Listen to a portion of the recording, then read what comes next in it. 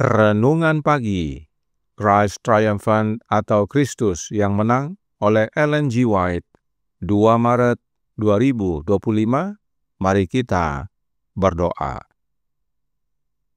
Bapa kami yang di sorga, Allah pencipta langit dan bumi, laut dan segala isinya, Allah yang maha besar, maha kuasa, sumber segalanya, yang kami sembah selalu melalui anak-Mu yang tunggal, Yesus Kristus.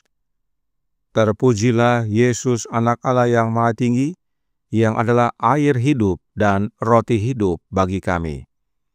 Pada pagi hari ini kami bersyukur boleh bangun dan berbakti, dan sebagaimana membaca dan mendengarkan nasihat firman-Mu, kiranya ini menjadi pembaharuan bagi kami semua, agar bertobat dari segala kejahatan kami, agar tidak menyebabkan kemurtadan. Beserta kami sepanjang perbaktian ini, kehendak-Mu yang jadi. Ampun kami akan dosa dan salah, karena kami berdoa hanya dalam nama anak Allah yang tunggal, Yesus Kristus, yang adalah Tuhan dan Juru Selamat kami. Amin. Renungan hari ini akan dibacakan oleh Saudara Hasudungan Sidabutar. Kepada Saudara Sudung, kami persilahkan.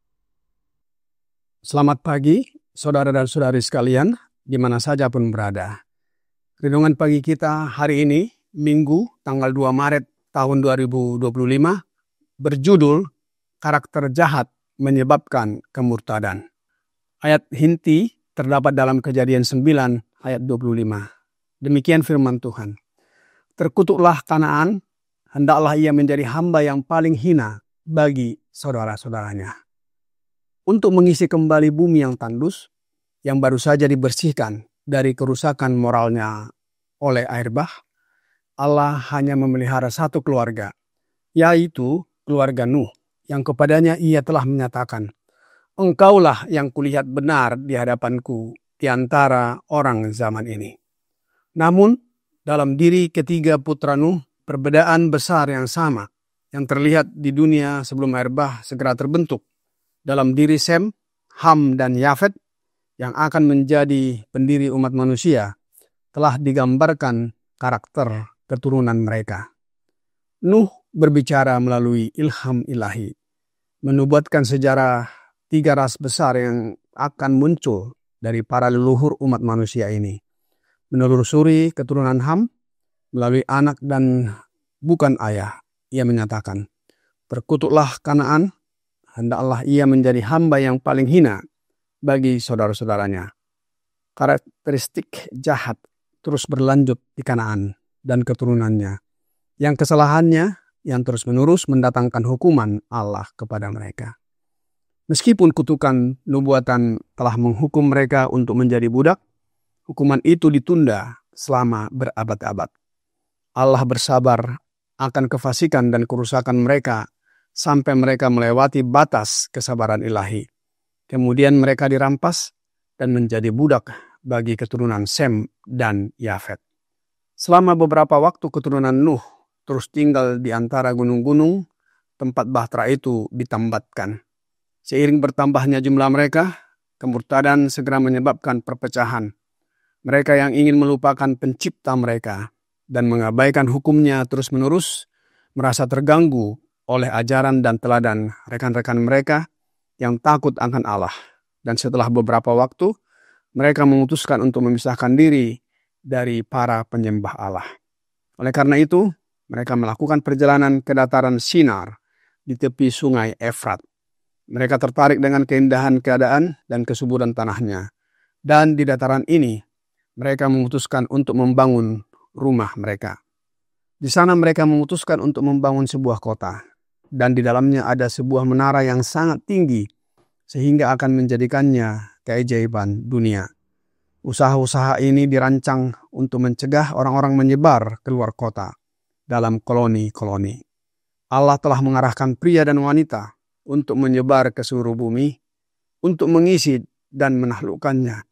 Tetapi para pembangun Babel ini bertekad untuk menjaga komunitas mereka tetap bersatu dalam satu tubuh, dan untuk mendirikan sebuah kerajaan yang pada akhirnya akan meliputi seluruh bumi.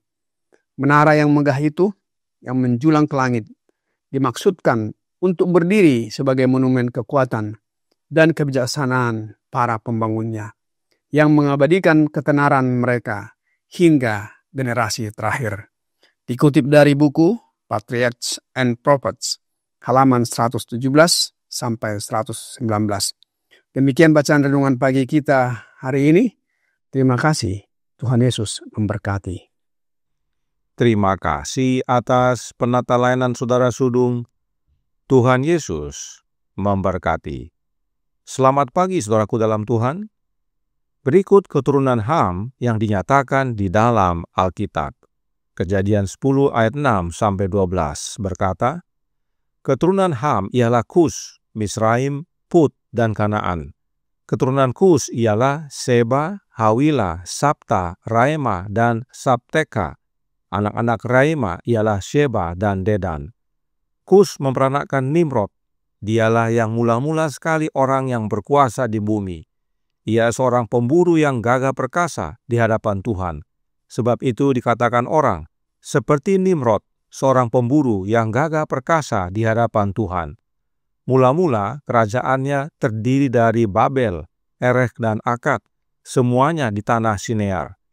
Dari negeri itu ia pergi ke Asyur, lalu mendirikan Niniwe, Rehoboth-ir, Kalah, dan Resen di antara Niniwe dan Kalah. Itulah kota besar itu. Jadi, Nimrod adalah cucunya Nuh. Nimrod inilah yang mendirikan kerajaan Babel, yang di dalamnya terdapat sebuah menara yang sangat tinggi, yang dikenal dengan Menara Babel. Apakah mereka takut akan Allah? Oh tidak. Roh Nubuat berkata dalam Signs of the Times tanggal 17 Juni tahun 1880 paragraf 9. Tuhan memberikan Musa petunjuk yang pasti mengenai persembahan upacara yang harus dihentikan pada saat kematian Kristus. Sistem ini yang pertama kali ditetapkan pada Adam setelah kejatuhannya dan diajarkan olehnya kepada keturunannya telah dirusak sebelum air bah dan juga oleh mereka yang memisahkan diri dari para pengikut setia Allah dan terlibat dalam pembangunan Menara Babel. Artinya, Nimrod dan orang-orangnya merusak sistem upacara korban yang telah diajarkan Adam secara turun-temurun. Merusak artinya tidak percaya. Kemudian Roh Nubuat tambahkan dalam paragraf yang sama, berbunyi, mereka tidak beriman kepada Sang Penebus yang akan datang, dan mereka mempersembahkan korban kepada dewa-dewa pilihan mereka sendiri, bukan kepada Allah di sorga. Tahayul mereka membawa mereka kepada pemborosan besar. Mereka mengajarkan kepada orang-orang bahwa semakin berharga persembahan mereka, semakin besar pula kesenangan dewa-dewa mereka, dan akibatnya semakin besar pula kemakmuran dan kekayaan bangsa mereka. Oleh karena itu, manusia sering dikorbankan untuk berhala-berhala yang bodoh tersebut. Inilah Nimrod dan bangsanya. Mereka menolak ajaran Adam dan bahkan tidak percaya akan kedatangan Kristus. Mereka andalkan diri sendiri. Roh Nubuat berkata dalam Spiritual Gifts volume 3, halaman 96 paragraf 2.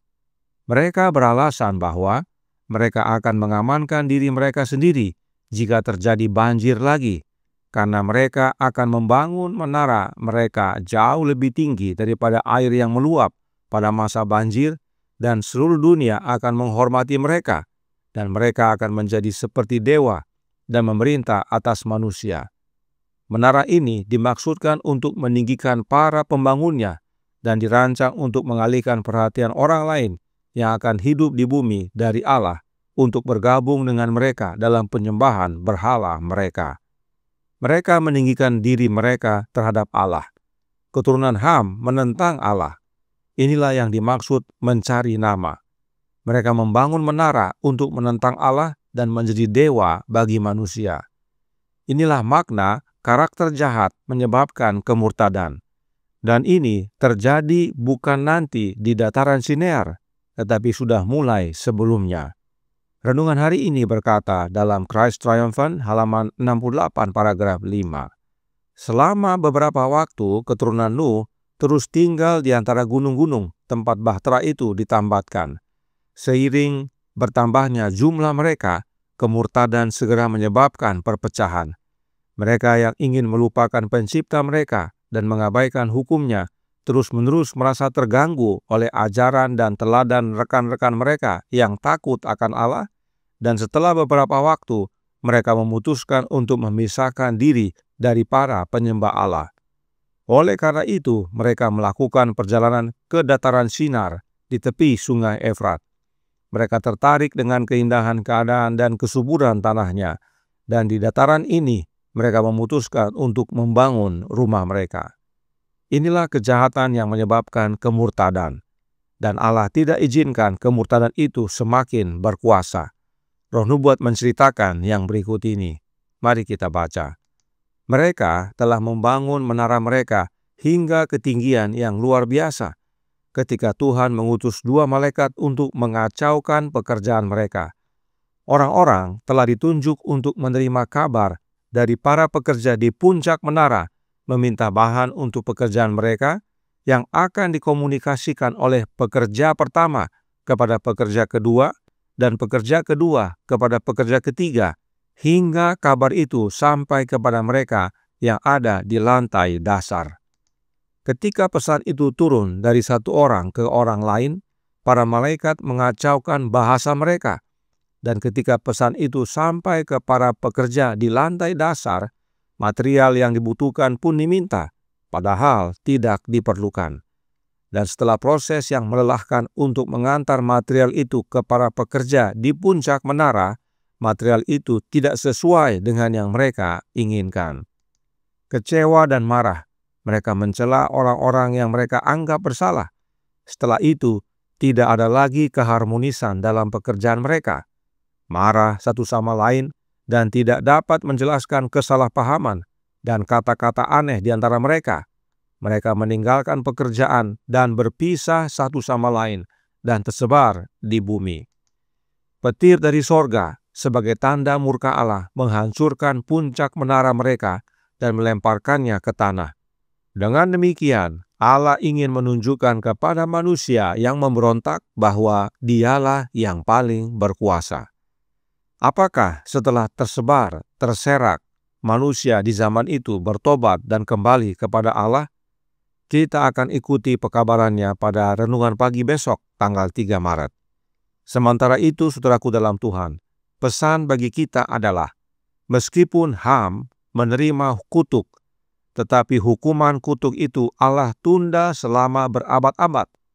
Allah bersabar akan kefasikan dan kerusakan keturunan Ham, sampai akhirnya sudah melewati batas kesabaran ilahi, barulah hukuman diperlakukan.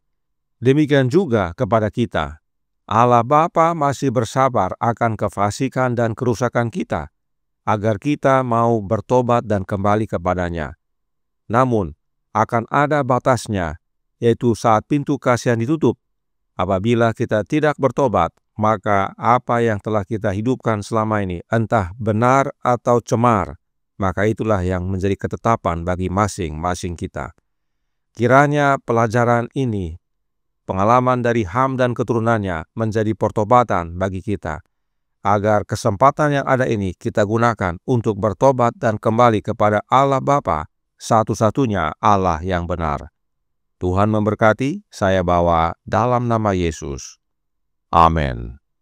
Mari kita berdoa.